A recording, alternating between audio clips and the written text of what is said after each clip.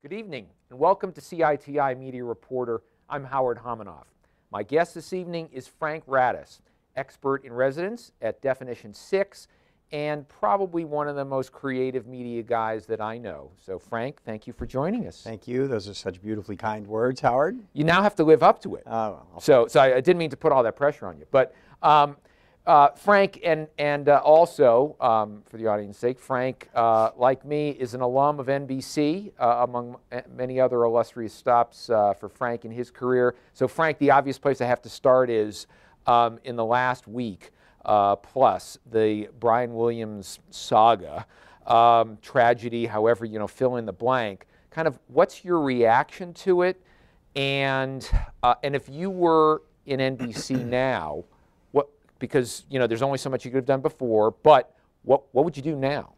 So a little history. Brian and I go back 20 some odd years. I was his marketing guy at WCBS, one of his first anchor jobs in his career, and then all the way through to the time he transitioned from Tom Brokaw to when he took over the show until about 6 years ago when I left NBC. So I actually was next to him through a lot, thick and thin. I was in post-Katrina stuff with him. I was in conventions with him. I was in the field with him. I was in the studio with him. So I know him really well, personally and professionally. And as I continued to know him, my respect for him never changed. So let's set aside, theoretically for a moment, if he did or didn't do what he is alleged to have done. Which is still under investigation, although ABC or NBC has given him a 6-month suspension. It's a terrible predicament, and I don't believe that he'll be able to survive it. It just feels like you're gone for 6 months. How do you come back and then remind people about what happened? I think that's a difficult turn. But whether he does come back or he doesn't come back, it gives NBC an opportunity to do something that they've never done before, that anyone's ever done before in the 6:30 newscast, and that's to change the way it's done. So that paradigm of the way 6:30 newscast has been for years, since the 50s, since the Camel News Hour in the 40s, I mean, except for that sort of native advertising part, it was something that was a single God, voice of God kind of thing. I think they have an opportunity now to change not only the way it looks, think TMZ, think Chasing New Jersey, think Vice Media, think Fusion, and to change the way that you bring in social media, use of Snapchat and Instagram and Vine, things like that, ways to do music, to do television news that's real time, that's social, that's also more modern, that appeals more to a different demo. Now, the argument might be that they'll lose a lot of pharma advertising, so I personally think that CBS will be happy to take that pharma advertising and that they will get a new type of advertiser, because in the end, it's a business.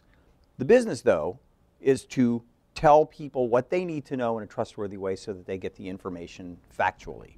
That's the problem that Brian has created for himself, and I'm not sure he'll be able to survive it.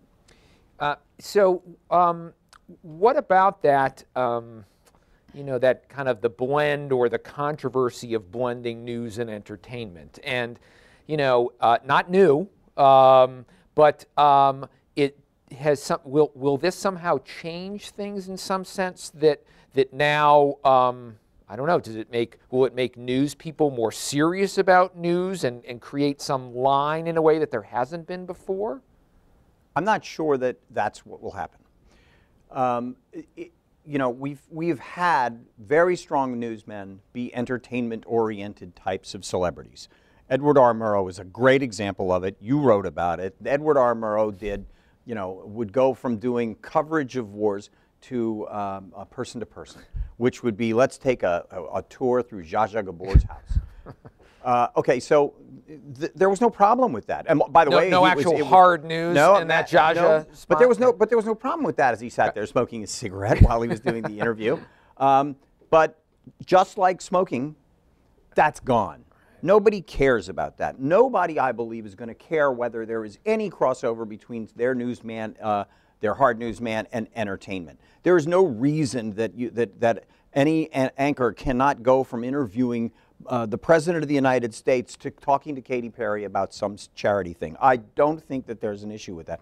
CNN many years ago did the first ever live news, entertainment newscast. It was done like a newscast. It was part of CNN's image. It was there to actually look at the entertainment business as a business. So there is millions and millions and hundreds of millions and billions of dollars made by the record, or there was, by the record business, by the movie business. So we would tell you what was the top 10, I say we because I produced it, what was the top 10 that week, what were the ratings that week, what were the box office that week, who were the #1 people on tour that week. So it was news, but it was entertainment. And now look, TMZ breaks stories. How many stories are there that you hear in the news today that they attribute to TMZ? TMZ does it differently. There's no, except for Harvey, who seems to stand in the front with his big cup, everyone that's a reporter that's out in the field shooting those stories is somehow now interacting with him, or even if they're in the field, they're on Skype. The thing feels newer and fresher and something different. I actually think that that would be the way to do it. Now that looks and feels like entertainment, but there's no reason that it can't also be a way to distribute serious news. Now get to your exact question about whether people will accept their anchor that way. I believe that they will. And, but you don't think anybody's actually going to do that in the midst of what's going on right now? Absolutely do not. Yeah, I think that NBC will do exactly what the easiest answer is, and they have Lester Holt. He's a great guy. I've worked with Lester for a long time. I believe Lester will stay in that job. I think that he will. He has his sea legs. I think that he's going to be the guy that's going to be there. He's got not an insignificant understanding of social media and the way things are. He may be closer to a newer demo. Look, the demo for television news is 25 to 54. The average age of a television news viewer at 6:30 is somewhere south of 60. Yeah. It's not the audience that primetime wants, which is 18 to 49. That is not going to happen. Not in that market, in that space, and in that time period. Who's going to come home at 6:30 and sit down and watch the news anymore? How about give them something different? NBC isn't going to do it. So, so speaking of innovating and not, but let me shift to sort of your current position and place from which you observe the media business, and that's at Definition 6, right? And I mentioned you have one of the cooler titles in the business, Expert in Residence. Tell us a little bit about what Definition 6 is in the kind of media ecosystem and what you're trying to do there. Okay, so Definition 6 is an advertising agency at its core. It's a digital advertising agency if you move out a little bit from the core. It's a production and post-production company if you move out a little bit from that. It's a content management system and distribution organization if you move out from that. It's a media buying and planning company, so it's an advertising agency with a lot of legs. The one thing that we are aiming at in a very hard way is what's called transmedia. So transmedia is a way to market a television and or online or non-linear product that uses imagery and elements from it, from whether it's the storyline or the actual imagery, combined with some type of back end that's digital. So it may be that it's some API that we've created to make some kind of interaction happen between the program and you. So what is the interaction?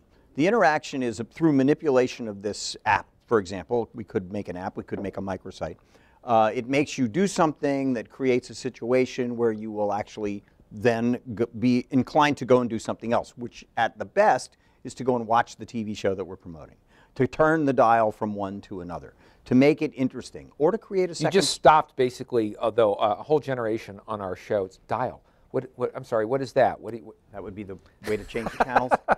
Channels, what are that? What is that? Okay, so, yeah. Look, I'll fax you the answer to this question later. Okay.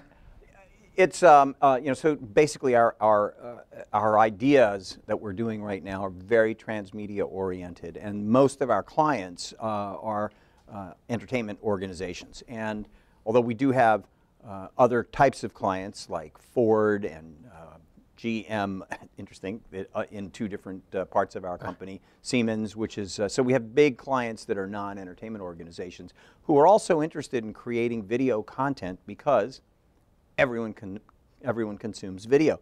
if you were to look at people's use of smartphones today, there's a statistic I just read that 70% of the use of a smartphone, aside from the fact that it's a phone, is to consume video. 70% of smartphone use. So that shows the importance of it. So we're in that game, and we're in that game to stay. And I would put that in the transmedia sort of bucket. And is there any real distinction anymore between, let's call it, traditional media marketing and digital marketing? Does that even, for a long time, both within media companies and others, you'd have sort of the digital group or the digital team, or does that still have any relevance? Personally, that has no relevance whatsoever.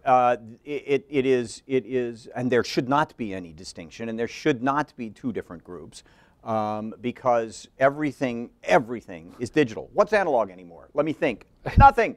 So, but that said, everyone still has those two groups. Yeah. So it makes it much more difficult to try and conceive of an idea, get it through a process that requires that it gets approved, and then actually execute it and get it on whatever the distribution outlet is. It's because now it's going through the digital side and the creative services side. We find that a lot. But from our perspective as a vendor, we try to take all of that and make that our responsibility. So we'll go ahead and deal with that. But I don't think that there should be a distinction at all between creative marketing and digital marketing. It's really about marketing, and the rules are all the same. And also, the rules are all the same throughout the cultural differences in our society. You don't necessarily have to market to the fastest growing part of our society ever, the Hispanic market, for example, any differently than you would market to any other part of our society. They still are consuming pretty much the same content, and they're buying pretty much the same products. But they're doing them with this, because you will find, I'll give you another example. 75% of the Hispanic, non-Spanish speaking Hispanics in America have smartphones, and more than 50% have a digital device, and more than 50% of them have smartphones. And those smartphones are being used to make culturally relevant buying and purchasing decisions. So they're doing it using their phone. That's the digital divide. But that's not a divide. That's just the way it is, and so you got to go and attack it. Is your work with Univision and sort of the Hispanic marketplace has sort of raises an interesting question. So, over time, does digital media, its ubiquity, the ever-spreading access to it, is it going to break that? There still is very much a kind of Hispanic marketing focus and groups, and there's part of it is the language, but part of it is also culture. I would argue that that's the language that demands that there be that sort of thing. Yeah, but as will that lessen? Will that over time? I think so. Because look at the new channels that are out there now aimed at the Hispanic market, but in the English language. Fusion is a very good example of that, and it's being marketed just the way you would market any other thing, because there is no language issue there. Right. It's the language that creates that barrier.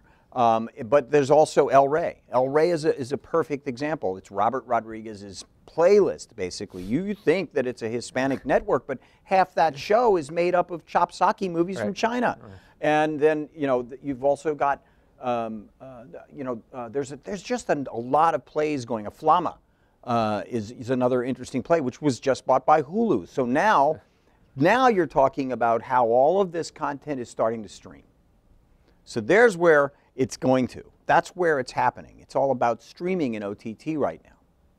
And what is it that you're in an agency and you're both going to and clients coming to you. You're in a world where it feels like the agency business itself has been is seen as under attack or threatened, or margin pressure for certainly feels like as long as I've ever been involved in media, and probably they were probably saying this in the 20s. This is so you're answering your own question. But I'm gonna so I won't no. But I'll ask you, which is but is something so different, so bad, so kind of now that the agencies are on the way out in some sense? I know it's not in out, but what's the future of the agency business looking like?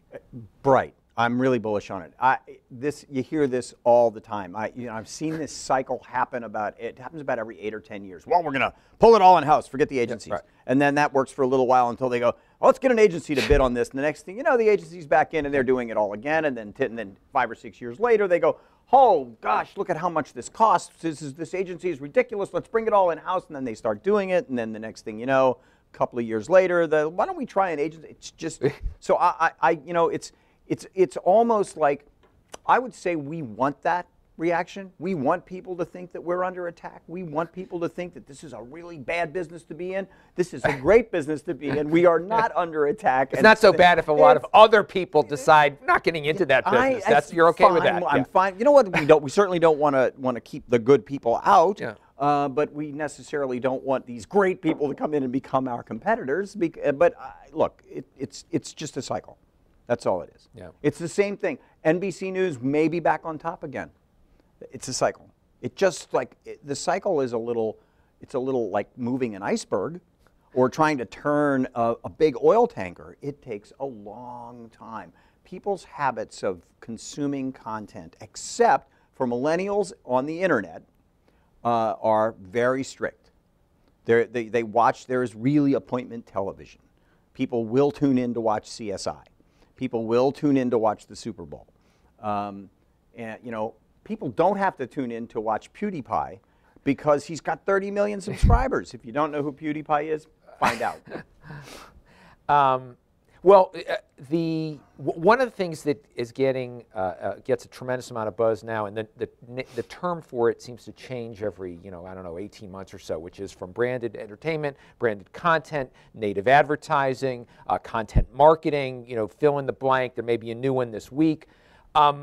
Talk a little bit about that, sort of some of your work in that, and where you see that going. How, first of all, sort of in some ways it harkens back to things of the Texaco Star Theater in the 1940s, right? The Camel News Hour.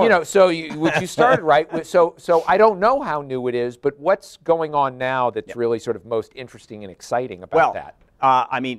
You start with something that we all called back in the early days product placement, right? So product placement has become all of those other things that you just mentioned. Forbes magazine, for example, it's just been reported that Forbes will have a Prudential ad built into the cover of its next issue. That's very interesting. I don't know how I feel about that, but from a business perspective, that's just not a bad idea. I've done everything from create spots, we at Definition 6 for USA, where we've done them in conjunction with a car sponsor and used the stars from the show. But the shows themselves also insert products into things that you'll often see somebody driving a Lincoln Continental in a show, and that's not just because they rented a Lincoln. It's because Lincoln paid money to put it in there. It's business. It's a good way to back up making sure that your message gets out there, because it costs a lot of money to really get reach and frequency. Just because you have 33 million subscribers doesn't mean that 33 million people are actually viewing it. What it comes down to in terms of media distribution and how well integration works is whether or not somebody pays attention to it and does it. And that's the issue that's more prevalent today than anything, and it's called viewability. The sponsors, the people who are paying the bills, demand to know whether or not their commercial has been actually looked at. Did they actually see it?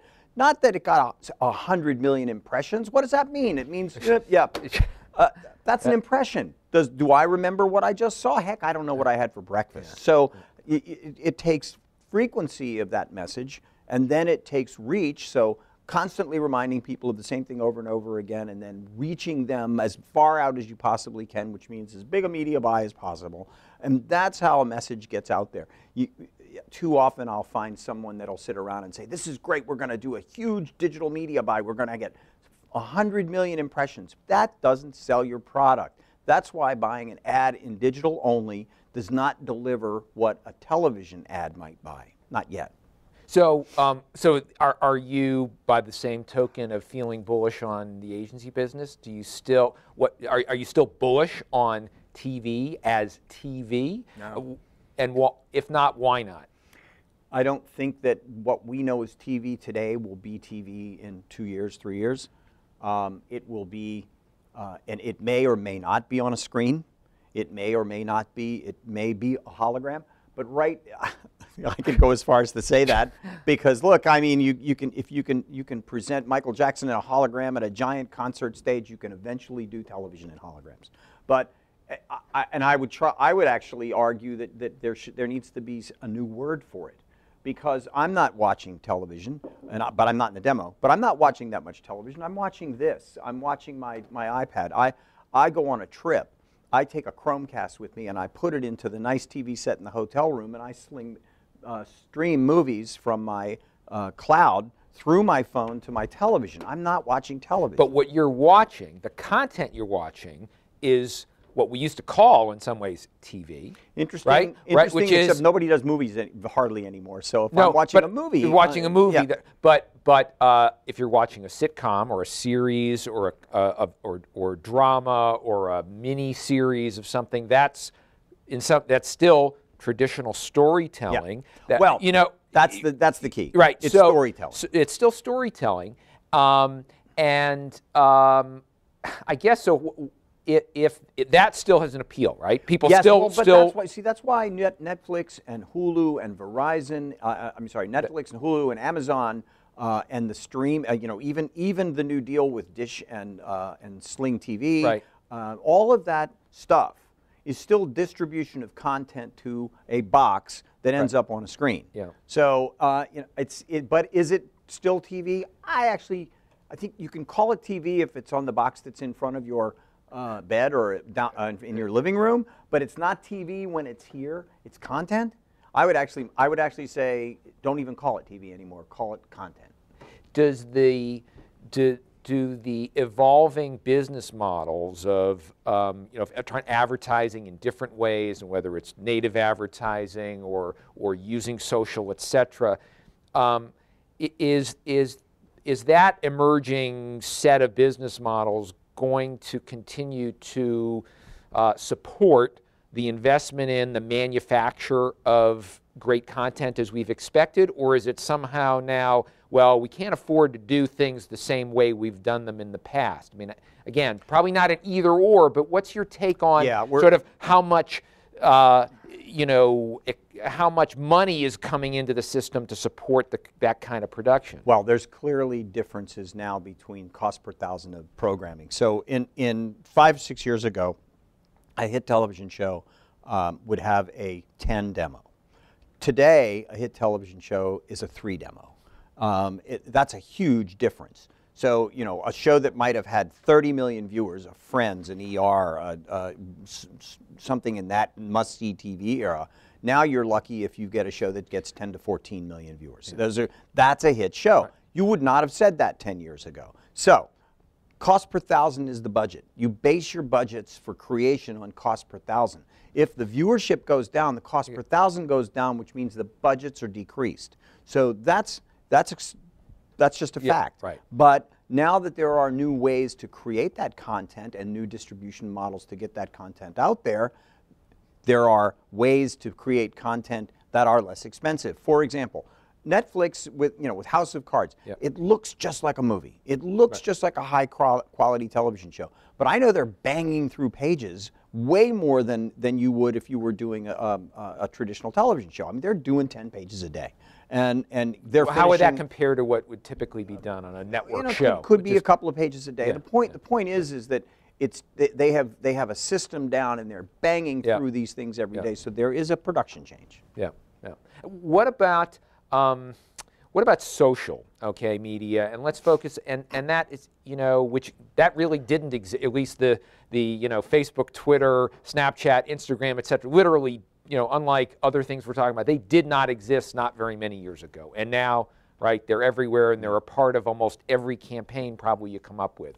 So how are you, where do you see that going, and how much are those platforms for your clients for content maybe to make money, or are they really just all kind of spending vehicles, marketing vehicles? Well, we have a social practice at Definition 6.